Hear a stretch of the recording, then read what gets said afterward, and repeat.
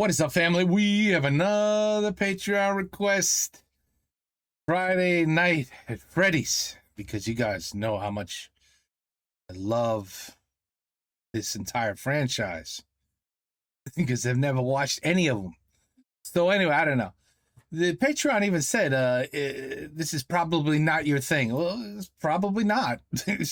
But I'll give it a chance. It's not a movie. It's Frickbears 3.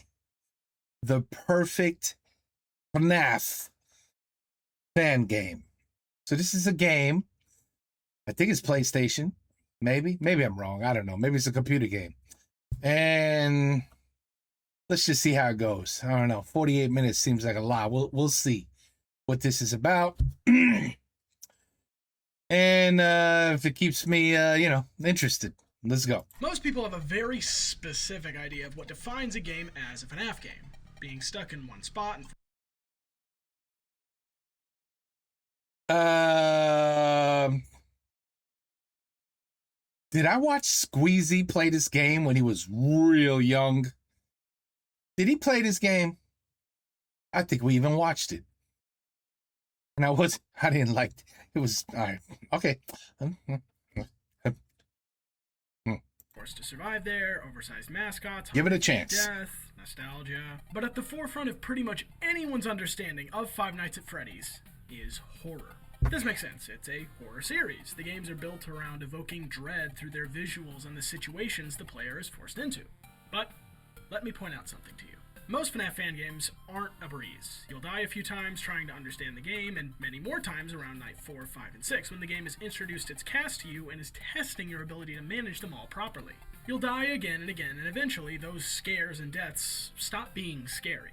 You might get startled, but you've gained enough experience to predict these characters' movements and actions, so the game is no longer scary. We think of FNaF as a horror series because it's treated like one. But how important is the element of fear if it slowly decreases over the course of your playthrough? In short, it isn't. Frickbears 3 stands as a towering example of just how much more there is to Five Nights at Freddy's than horror. Frickbears 3 is not at all a horror game. I can best describe it as a cartoony survival roguelite. Oh, cartoony? No, then he didn't play this game. No, he played another one. Just because it lacks horror elements doesn't mean you should write this off. Oh, no. Frickbears 3 may very well be one of the most earnest and devoted FNaF fan games I've ever played. And not just FNaF fan games in general. The game takes place from the perspective of whichever night guard you pick. Each one is attached to a different difficulty. We'll pick Vanessa, the hard one.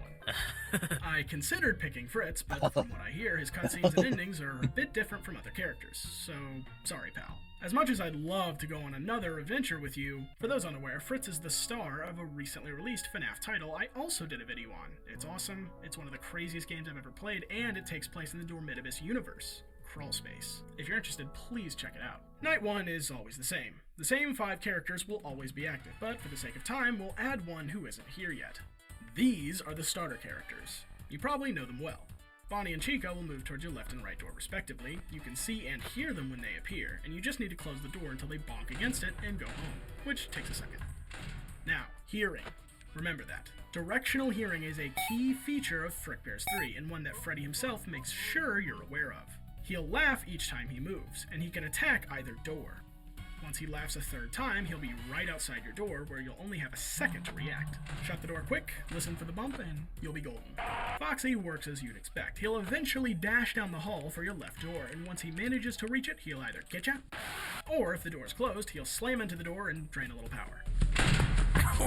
Like in the first FNaF, keeping tabs on him with the camera slows him down, and he'll drain more power each time he visits. Speaking of things you need to keep tabs on, the puppet is also here, and they've been streamlined to not be annoying. A simple click will put their music box back at full with no issues. But let it run out and it's game over. You've got a lot of things you can do in your office. Look left and right, close your doors, shine a flashlight, put on your mask. It seems a little overwhelming, but don't worry, you don't need all of these yet. What you do need to do, however, is crack open your computer and check out your programs that you have access to. Cameras. These should be familiar to you. You can use them to monitor certain characters and especially wind up the music box when needed. Next program, the vents. This familiar mesh of shafts will be invaded by at least one character starting on night 2, Balloon Chud. Hi. He and other threats will move through the vents, aiming for these 2 spots here, which correspond to the 2 vents in your office up here. To delay them, you can use the audio lure to attract them away from you, or use the heater to flush them back, at the cost of the office getting a little toasty. I'll touch on that later. Skipping this tab to talk about games. Why in God's name would you be playing games when there's a big cartoon bear who wants to kill you? For tokens, which you can use to buy power-ups, of course. At the start, you'll only have access to 2 games. Fred Sweeper, which is just Minesweeper, and Flappy Chud, which is a much easier and less thought-out Flappy Bird, remember that? intensive way to earn tokens. Tokens can be spent at the shop for a wide list of power-ups, ranging from more power, locking your doors for an hour, or even the ability to remove a pesky character from your night with the Death Coin. How important these tokens and power-ups are in your strategy is completely up to you, but you might want some with how things can get on higher difficulties.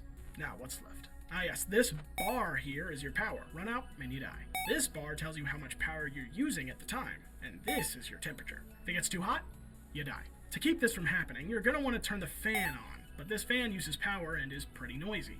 You might miss something important if you have it on, so be wary and don't forget to turn it off. You'll complete your first night with ease. I tried to prioritize using the best game, Circus Sorter, to earn as many tokens as possible. We step outside to leave, but after getting a call from the boss, you'll earn yourself a little overtime by agreeing to do some salvage work.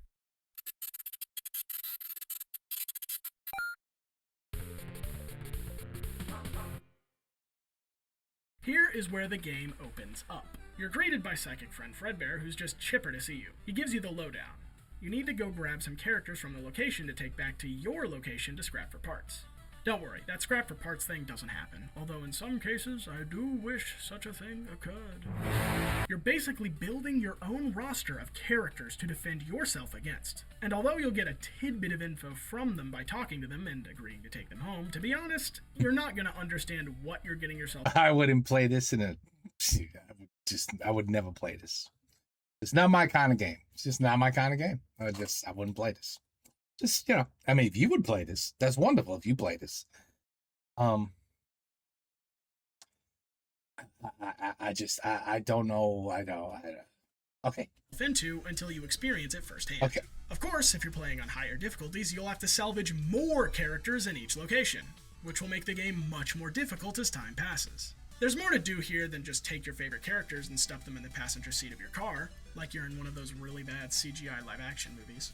There's loads of memos to read, things to interact with, and arcade machines to play, and even puzzles to solve in each area. Each of these have their own rewards, so you won't want to miss them. There might even be hidden characters in store for you if you can find them, so be on the lookout for clues. You earn a generous commission for each salvage, which you can use to buy strong upgrades from the Upgrade Cadet. You can find lots of useful things in his inventory, so don't forget to ask him what he's got. Oh boy. You'll regret letting that money sit around, believe me. At last, I get to talk about my favorite part of the game, the characters. They're all brimming with personality, and they're without a doubt one of the primary reasons Frickbears 3 is so great. Each one of them is reinvented in design, personality, and quite often behavior as well. I won't lie, making this video is going to be pretty difficult. I usually structure these things around nights 1 to 6, and then talk about some bonus stuff along the way, but there's so much more to Frickbears I couldn't possibly do that. Could I? You know what?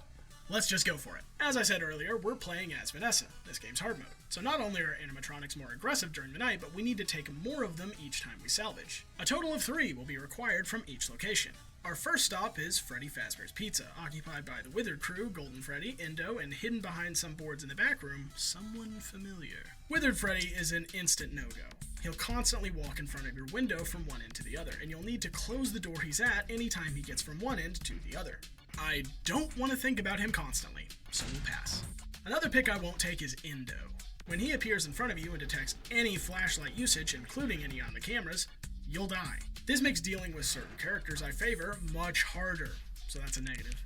Golden Freddy is pretty tough too. He'll appear in your office quite frequently, and you'll need to put the mask on ASAP when you see him. Luckily, you don't have to leave it on for very long. We're left with these 3 ideal picks. Withered Chica, who will clamber through the vents and requires mask usage to be warded away. Withered Foxy, who must be warded away with the flashlight. No! It burns! And the persona favorito, Withered Boney, de quien debo esconderme usando la máscara, si aparece frente a mí. Eesh. Espero que mi español está bien. I better make this video interesting. Second thought, I'll go with Withered Bonnie, Foxy, and Golden Freddy. And what the hell, since I found an axe on the floor, I can bust down these boards and Springtrap can come too. With these 4 picks in tow, I hit up the Upgrade Cadet to make my coming nights a bit easier. The Upgrade Cadet offers you unique perks that will make your survival during the night much easier. He's got things like the Power AC, which allows your temperature to go below 0, giving you more time before you need to use it again, and things like Spawn Killer, which gives you a death coin at the start of each night. He'll also sell mini-games which you can play during your night, such as Cupcake Clicker, which is exactly what you think it is, and my personal favorite, Scott Slots. First try. I have a problem. There's ways to unlock other minigames permanently too. Yeah, I have a problem too. Each salvage location has an arcade machine that, if you got a problem. score on it, will give you a circuit board that allows you to play the game and earn tokens during the night. We also buy ourselves the backdoor trading perk to give us access to new special characters in each area. I'll try not to get too many of these, but I'll still do my best to cover them. I momentarily bringing Rodney along with me. This is Frickbears 3. You can now feel the clothes on your body. Alright, here's a really cool challenge you can try. Beat the night with the audio muted, your monitor off, and the computer unplugged. Raise me $35,000. Manual breathing. You ever been kneecapped by a bird before? Why did they make the game about me? But considering I'm recording all this for a video, I decided against it. I won't touch on too many of the upgrades I get, but I will highlight this. Superfan is the best one. It's cheap, it increases the rate at which your office cools, and the best part, it can be upgraded to Superfan Plus. Superfan is the best perk for its price, and I never say no to it. With that, Night 2 begins, with the addition of the 4 new characters we picked up along the way. The night isn't that difficult. Withered Foxy and Bonnie aren't exactly massive threats. They show up, you deal with them, they leave, simple as. Withered Bonnie can be a little stressful, as he'll keep you occupied for a much longer time than most mass characters will. And Golden Freddy takes a little bit of getting used to. He's high priority when you see him, which will be often, but a quick mask on, mask off will send him fading away. Something to note about these minigames... Whoops. Looks like I forgot someone. Springtrap can be found in the back room, rotting away. He'll slowly get closer and closer to your left door, but once he reaches it, he'll never leave. To push him back to his resting place, you need to shine him with the flashlight. There we go. Anyway, the minigames. You'll notice on these early nights, and early into nights, I'll be playing them quite a lot. Each of these minigames are good in their own right, but I think the most effective means to generate tokens is this sorting minigame. It'll quickly help you amass loads of tokens, which you can spend on different power-ups. But I really didn't need power-ups to survive Night 2. I'd rather stash them and convert them into money at the end of the night. Your remaining power factors into this bonus as well. After spending most of the night gaming, we survive Night 2 with ease and prepare to head to the next salvage location. However, before we can get out the door, we're stopped by Vanny, who's ecstatic we managed to find one. A real one. The White Rabbit knows we managed to find Springtrap, and she wants us to find more secret salvages. Oh, okay, dude. I'm down to see where this leads. Off to the new and improved Freddy Fazbear's Pizza, featuring the toy animatronics we all know and love, in addition to Rayquaziac and JJ. Balloon Chud is here too, but since he has a habit of stealing things, he's been bolted to the floor, thank God. JJ is a no. I'm not a huge fan of Balloon Chud. I'm not gonna be able to do this whole video. I am, you know,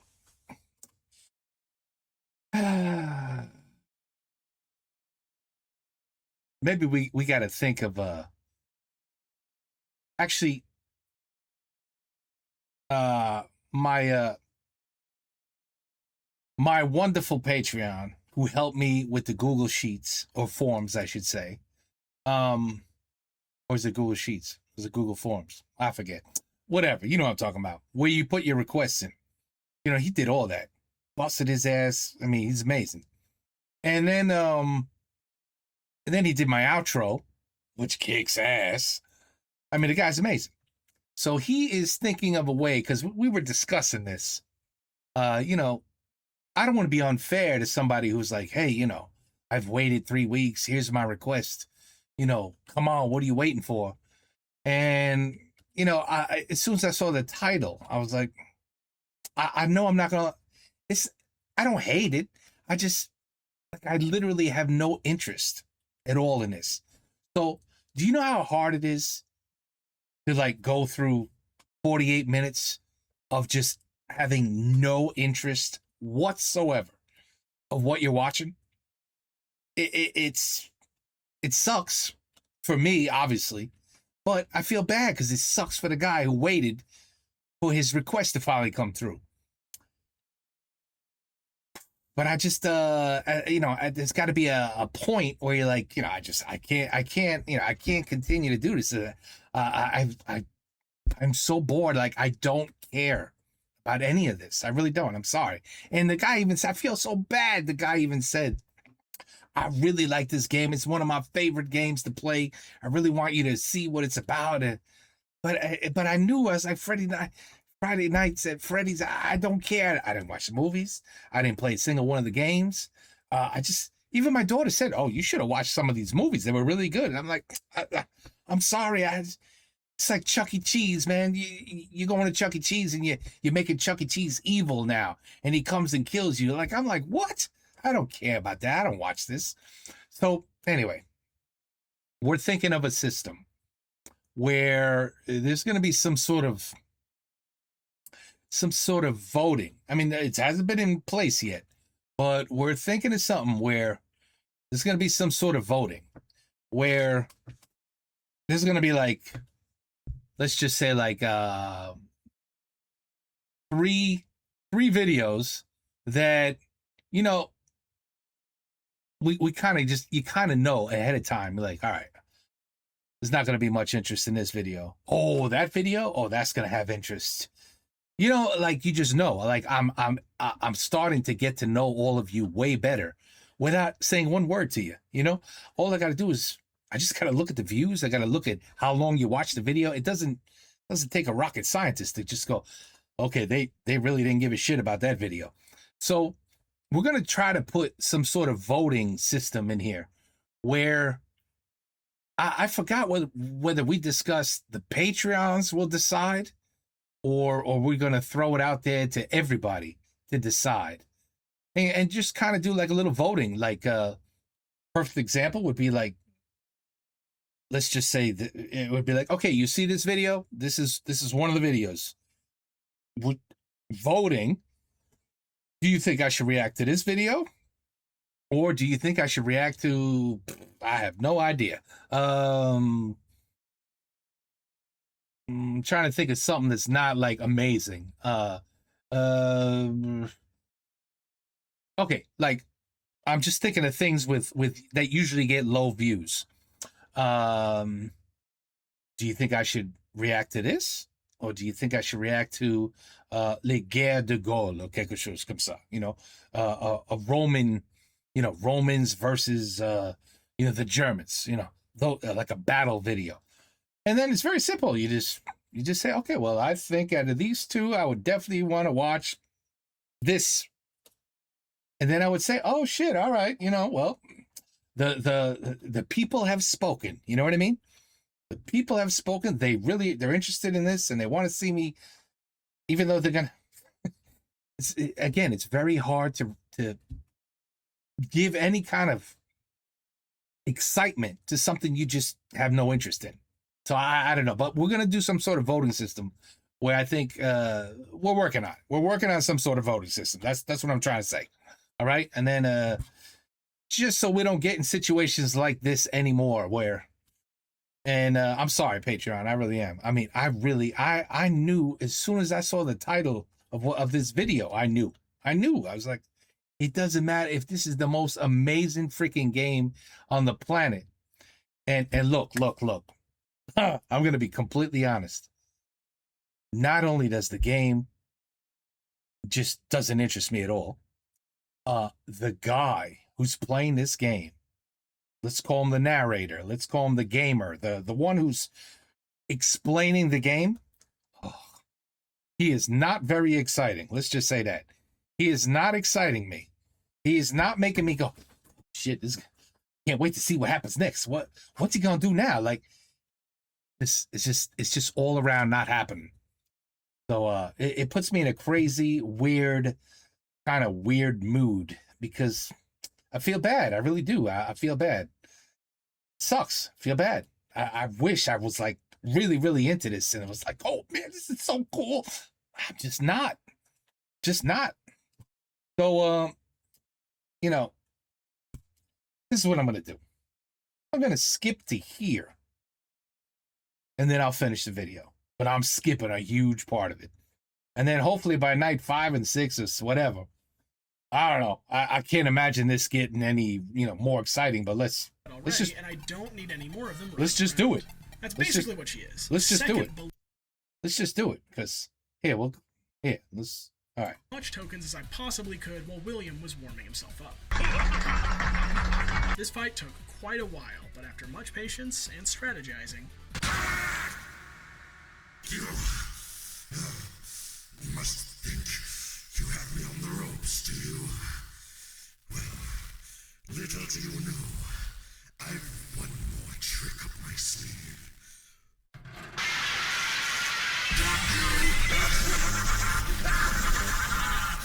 Did you really think you could defeat me? You, the little morsel you are. You are nothing. You've always been nothing. And that is how it shall remain. Once I'm through with you. Yeah, it sounds like somebody's alcoholic father or something.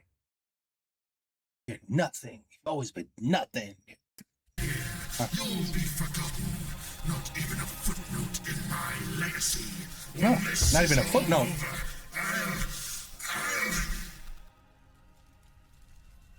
What happened? Is it hot in here? Or is it just me?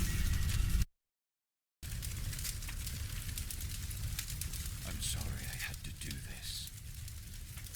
But if you play with fire, you're going to get burned. and so Frickbears burns. Vanessa, Vanny, and William are all dead and buried. Now, I'm satisfied, I'm ready to send it off, but Fredbear makes an appearance and suggests that maybe if we do things differently, things could end up in a different way. Maybe he's right. Maybe I'll just do this another way instead. Now, I mentioned these arcade games. So there's multiple storylines. I mean, that's cool. I do like games that you could go back and everything changes if you decide to change your decision. But there's very few games do that. In passing. The minigames you can earn from them are helpful, I agree, but there's a second high score we can go for after earning the circuit board from each. And You're just explaining the game to me that I'm never going to play. the skeletons are now on the hunt for you. If you're smart, you'll wait for an opening and dive for the door. Something that's quite useful to know is that you can hold space to run during these free roam segments. I really wish I knew that initially, because if these endos catch you, they'll throw you out and steal $5. This is gonna be a little bit of a... Maybe if I could just scoop the mask in tow, you won't find Vanny in the parking lot cutscene, but the mysterious figure from the Salvage ending, Michael. He's looking for these masks, and he believes he can make some All right, this is just, I can't do it. platforming segment is so obnoxious. Hey. It's bound to get you killed by either Animadude himself or a third party. It doesn't really matter which. Candy the Cat borrows from Nightmare Foxy a little. Or did Nightmare Foxy borrow from Candy? Whatever the case, the TV here in the back of the office will count down, and if you're not wearing the mask when it hits 0, it's over. Candy is a reference to what's... Yeah, okay. So we're just going to, go to the end here, and I don't know. side quest characters, and more. If you manage to reach the end of this microgame onslaught, the final battle begins. You must simply survive Fredbear and every other character you've collected in your run for only 2 in-game hours. And that doesn't seem so bad, but unfortunately, it's chaotic and hectic as hell.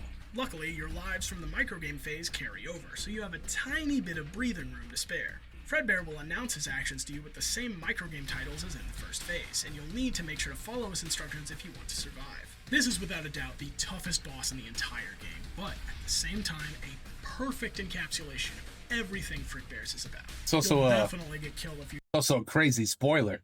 If you actually were interested in playing this, this really is a terrible spoiler. times on the way, but eventually...